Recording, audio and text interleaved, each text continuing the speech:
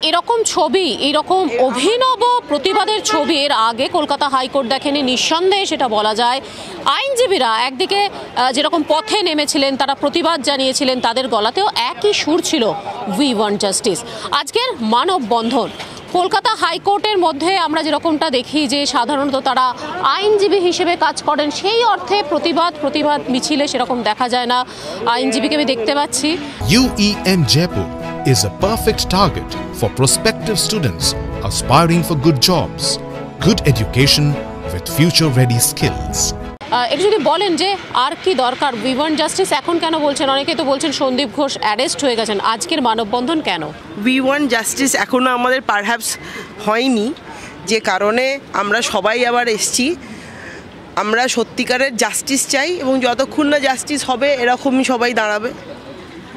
কি মনে হচ্ছে কেন এখনো পর্যন্ত কিসের লড়াই, কিসের এখনো দরকার রয়েছে? এখনো ট্রুথটা সামনে আসেনি।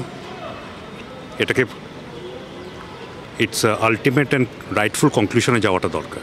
সাধারণ মানুষ আপনাদের কাছে আসেন, আপনারা তাদের জাস্টিস দেবেন এরকম মনে হয়। আজকের কেন পথে আপনাদেরই নামতে হলো? পথে এই কারণে নামতে হলো কারণ সুনির্দিষ্ট ইনভেস্টিগেশন, তারপরে ফেয়ার ট্রায়াল, কয়েকটা স্টেজ আছে তো। এখন স্টেজ হচ্ছে ইনভেস্টিগেশনের স্টেজ। এখন আমরা চাই ইনভেস্টিগেশন ত্বরান্বিত, তারপর ট্রায়াল হোক এবং all the accused, not one, all the accused should be pin down and brought to justice. আপনাদের কি মনে হচ্ছে যে এখানে একজন থাকতে পারেন না? যেরকমভাবে একটা আপনারা তো এত মামলা করেন, যে বিষয়গুলো উঠে আসছে বিভিন্ন মহল থেকে, সেখানে আপনাদের মনে হচ্ছে একজন নাও হতে পারেন? আমার মনে হয় এটা একজনের কাজ নয়, তবে investigation will say.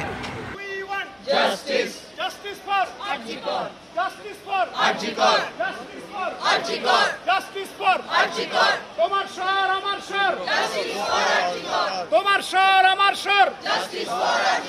We want justice.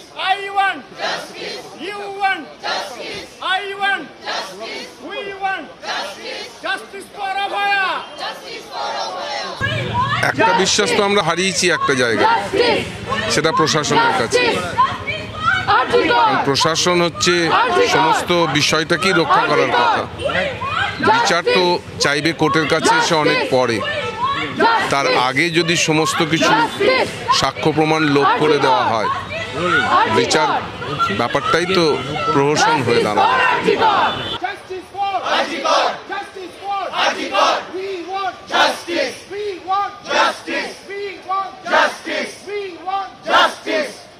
হলো আসল কারণটাই তো এখন উদ্বেগ হয়নি। ওনাকে তো দুর্নীতির কারণে ধরা হয়েছে। যে টর্চারটা মেয়েটার উপরে হলো সেটার তো এখনো কোনো সুরাহা হয়নি। সন্দীপ ঘোষ এখনো কিছু বলে, আমরা জানি না কি সিবিআইয়ের কাছে কি এসছে না এসছে। আসল জিনিসটাই তো এখনো ধরা পড়েনি। দুর্নীতির কারণে ধরলো কি না ধরলো সেটা তো আলাদা একটা অ্যাসপেক্ট চলে গেল।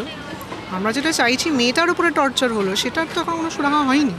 সাধারণত মানুষ আসেন তাদের কাছে, তারা যাতে সুবিচার দিয়ে দিতে পারেন। আজকে সুবিচার চেয়ে হাইকোর্টের সামনে আইনজীবীদের একটা অভিনব প্রতিবাদ, জাস্টিস ফর আরজি কর।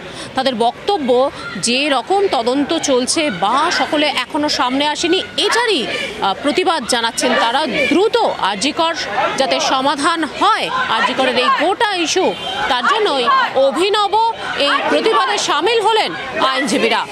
ক্যামেরায় গৌরব পালের সঙ্গে শ্রাবন্তী সাহা, টিভি 9 বাংলা, কলকাতা।